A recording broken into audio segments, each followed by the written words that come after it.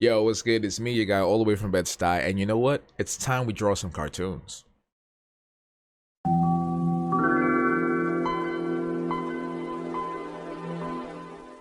Wait. Before we get into this video, I need to let you know this is sponsored by my Patreon members over at patreon.com/habtoons. Patreon is really dope because it allows me to do my work and make YouTube content full time. And this is also a great place for you, the viewer, the fans, the members, to connect with me on a deeper level where you get early access to new projects and exclusive projects that you won't see anywhere else.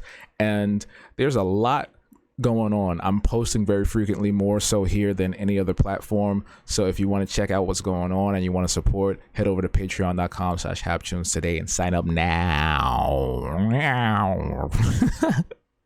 So about 2 months ago, I started a brand new project called Habbo Draws the 90s, where I take on some classic cartoons in my own style with two caveats. One, it has to be a crossover between two different companies, so Nickelodeon and Cartoon Network is where we're staying at.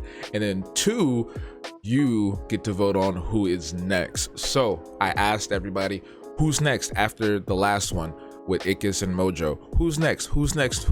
And you guys answered, and I finally chose who it was. Guess who it was? No, that's actually pretty wrong. I actually chose Eustace. I chose Eustace and CatDog, which is from our very own Coco Queenie. And you know what? I decided, why not give a little history about the cartoons that we're drawing too? If you grew up in the 90s, you definitely watched this show, Courage the Cowardly Dog. And you saw this show a lot because that was one of their original programming.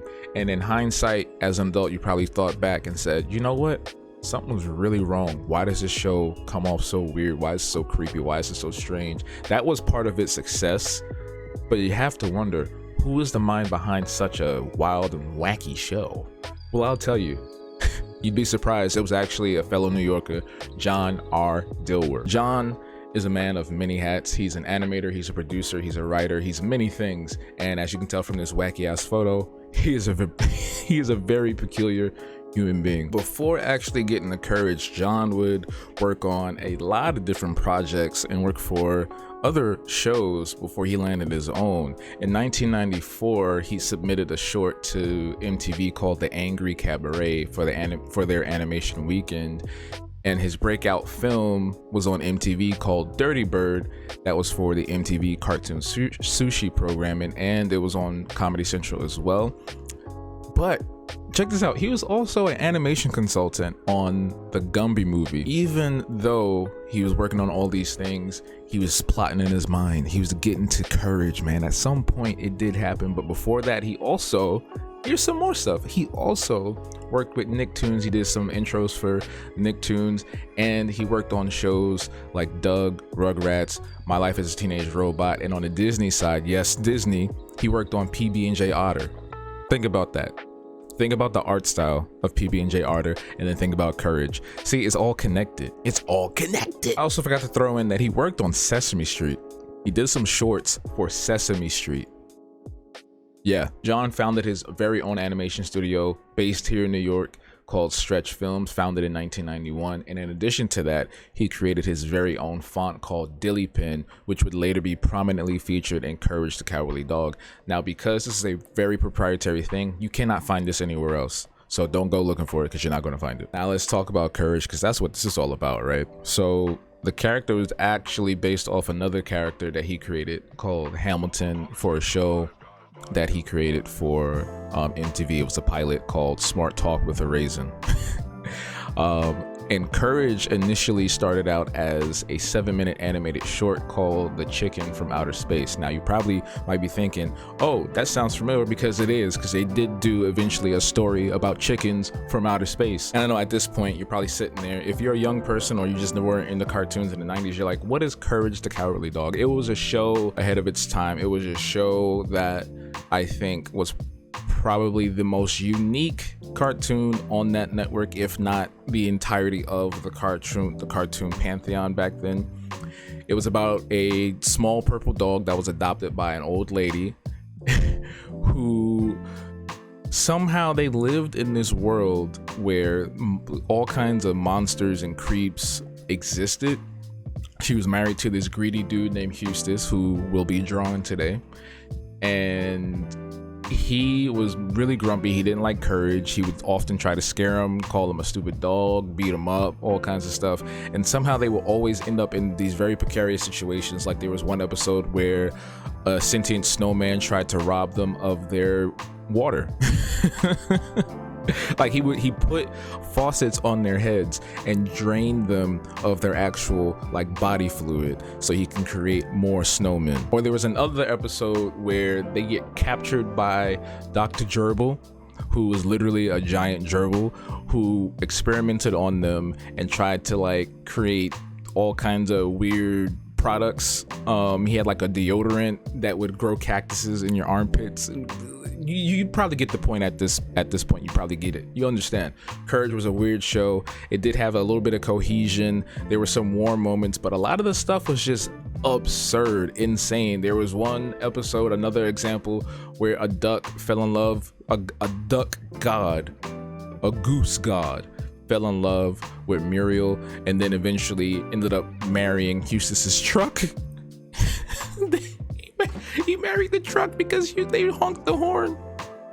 But the irony in this whole thing is that the show is called Courage the Cowardly Dog, but in fact, if you think about it, he's probably the most brave person in this entire show's universe, because he's gone up against all manner of creature, all manner of beast, monster, god, demigod, demon, psychopaths, like he's done everything to save his family, to save his people. Like, it's a really amazing show, and if you haven't seen it, you can watch it online.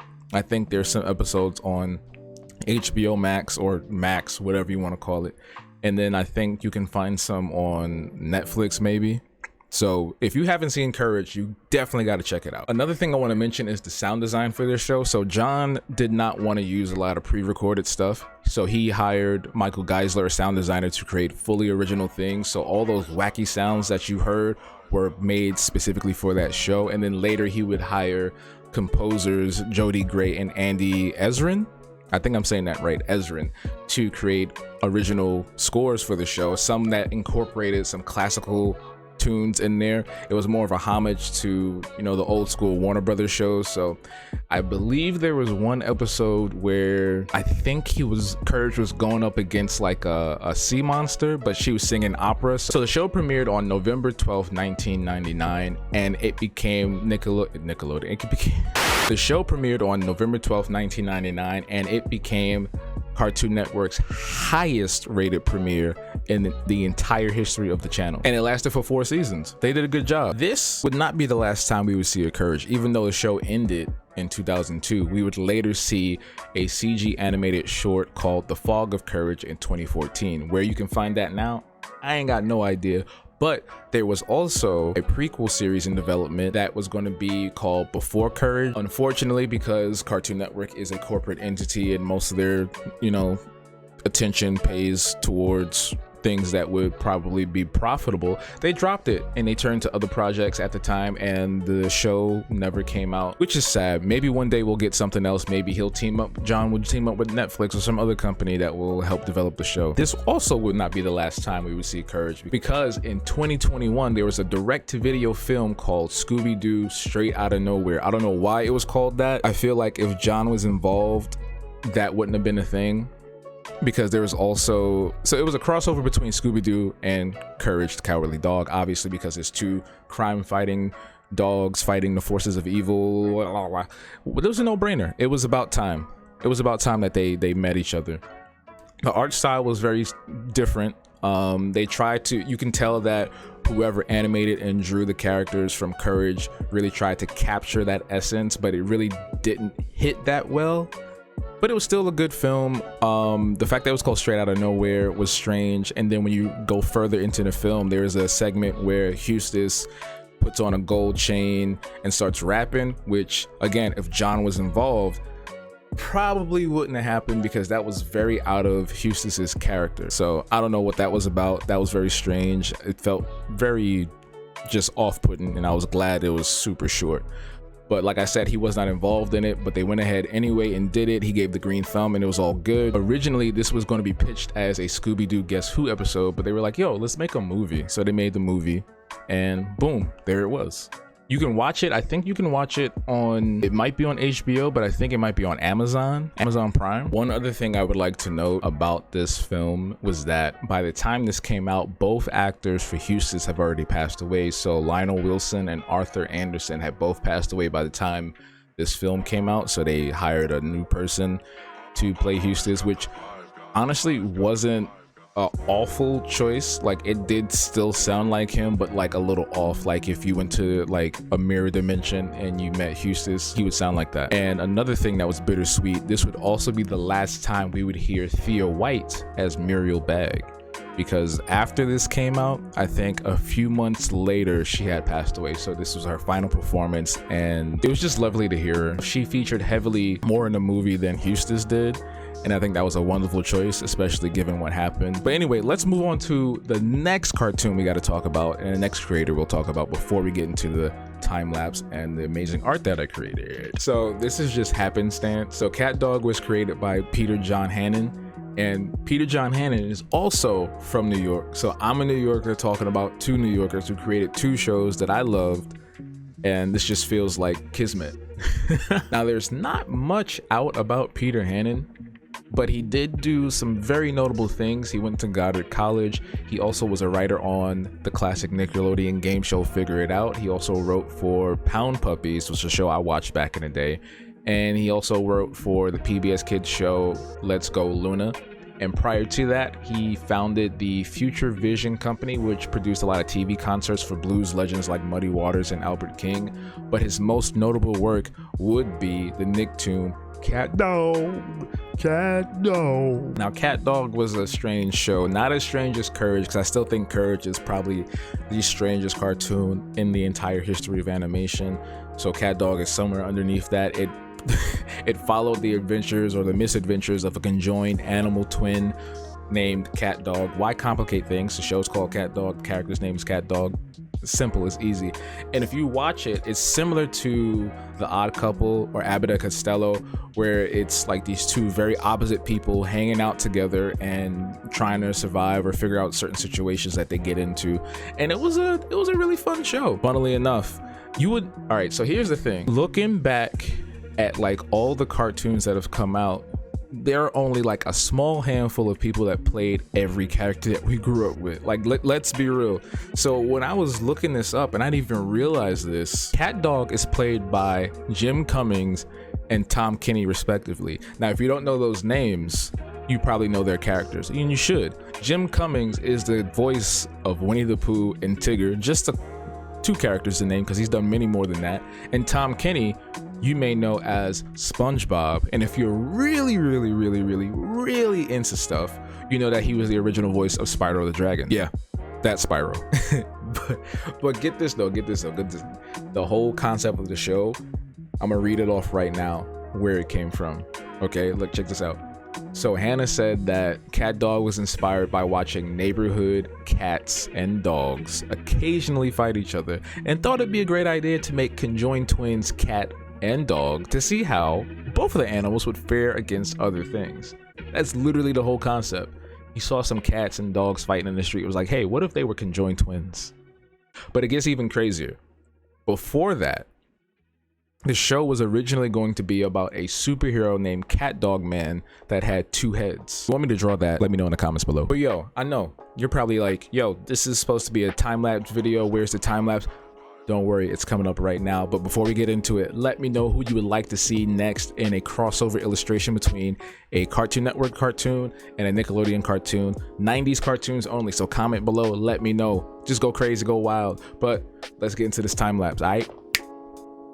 Why did I snap? That was weird. That was corny. I'm sorry. So once again, shout out to Coco Queenie for this amazing suggestion of CatDog and Eustace. I chose this specifically because these two characters, or these three characters if you really count both CatDog as separate people, which you should, we don't get to see them as often. A lot of people, when they draw Nicktoons and Cartoon Network shows, it's usually the most super popular ones like Ed, Edd n Eddy and Rugrats. So I'm really happy that someone went out of the box and suggested these. Now, I redid the hands. Actually, honestly, I redid a lot of things in this illustration. Usually when I'm drawing or sketching and I transfer it to digital, there's a lot that changes in between that. And I went for a completely different design for Eustace, obviously, as you can tell, and you'll see going deeper into this time lapse. But I wanted to do something a little different and mix it up. And I don't know what I was thinking about necessarily. Like when I made the first illustration, I wanted the characters to be on some sort of adventure, and I think it's slowly building out to be this narrative of like all the characters in a space. That's one of my original characters, a Hobgoblin. And the first one, they were like, it was Mojo, Jojo, and Ickis, and my original character BB in this like ruin. But now like Eustace and CatDog are in this like rusty spaceship or something, or this other ancient facility. And here, right, these are all the other Hobgoblins that are there. They come in different shapes and sizes and different species. This is one particular species of Hobgoblin, based off of a mushroom. They float. They're pretty cool. But yeah, so I got rid of the top layer and I was like, let me just do the background real quick. I was going for like this metallic, rusty, ancient, you know, advanced facility type thing, or spaceship, however you want to call it. And there's like this vending machine in the back. Again, I didn't know what I wanted to do. I was just kind of just drawing off of whatever came to mind. So there's this vending machine in the back that contains all these Hobgoblin gems or BB gems, the ones that you would usually see in my original illustrations of BB. And CatDog and Eustace are making a deal. Originally, Eustace was going to be like smiling and shaking CatDog's hand, but like he's grumpy. Why not make him grumpy? So as you can see here, Eustace is not his original color. I wanted to, again, do something very different. And if I'm going to draw any character that's non-black, I'm going to make them black. That's just like a rule for me right now. I don't mind doing that. If people get mad, it's whatever, but it is what it is.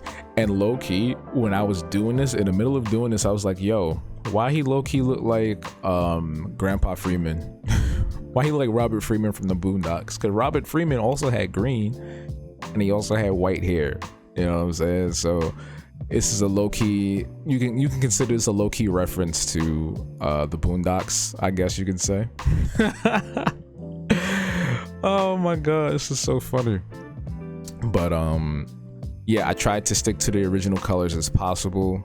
These are my own shades of green and orange for CatDog. CatDog is interesting because if you look up reference photos, if you look up photos of CatDog, there are different shades of CatDog. Some of them are orange, some of them are more brown.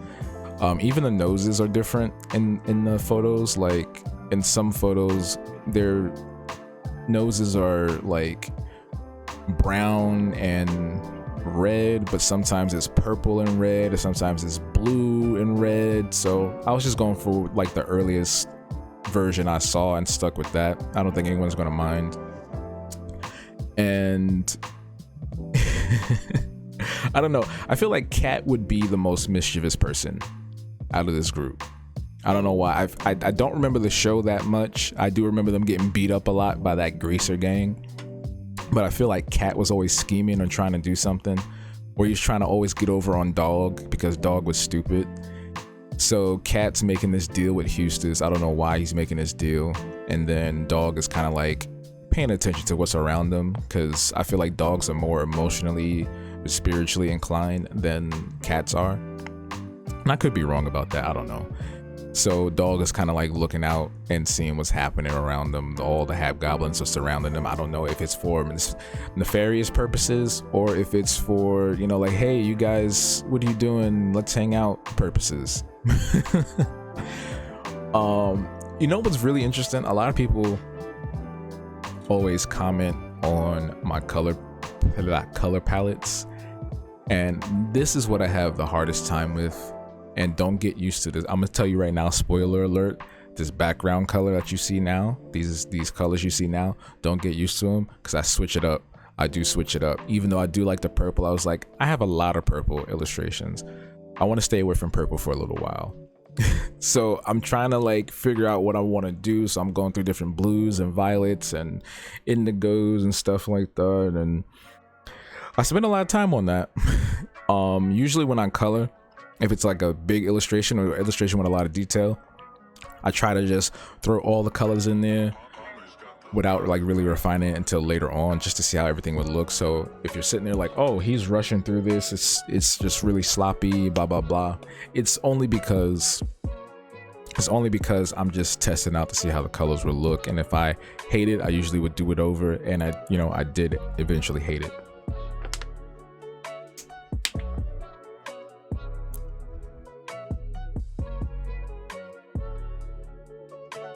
And as you can see here, this was going to be grass because I wanted to show like overgrowth, but when I changed the colors, it gives off a very different vibe, and I'll get to that part when we get there. But I think for the next illustration, I think I don't know, I feel like this series is turning into its own thing, and I think for the next one, I don't know, I feel like I'm gonna put the characters in a very similar situation. Like maybe they're all exploring like some kind of Smash Brothers thing where they're all kind of just in the same environment, but here I'm adding in the little details, adding in some of the reflections for Eustace's glasses, his famous glasses, and the shading, very light shading. I just love the way this came out. Like he looks really good. I'm not trying to toot my own horn, but he looks really good.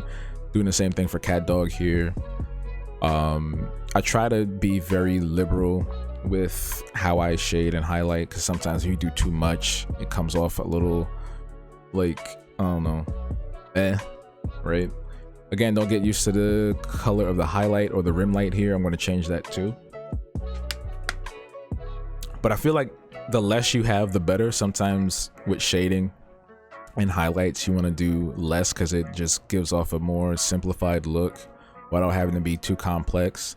I don't know, maybe that's just me. Somebody's probably watching this like, oh, this guy's a hack, he sucks, whatever. But you know, we all have our own way of doing things. We all have our own way of coloring, our own techniques. And so I eventually redo all the colors. I did it off screen, and it took me a while because I was trying to figure out like, what color scheme do I want to use? What color scheme do I want to have that matches them? Because like, you also got to think about what goes with the characters in front of you.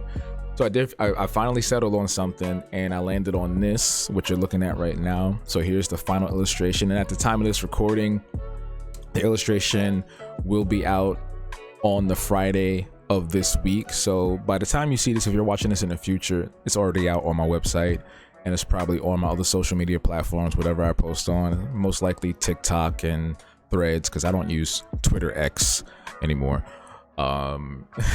Yeah, you should definitely not be on Twitter X. But yeah, here's the final illustration.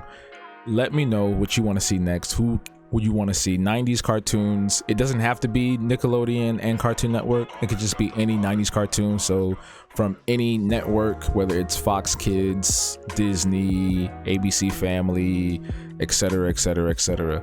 So just make sure it's 90 cartoons. Let me know in the comments. You can make as many suggestions as possible, because I'll pick. I want a big pool to pick from, like last time. But I hope you enjoyed this video. I hope you enjoyed the illustration, and thank you for watching. We out.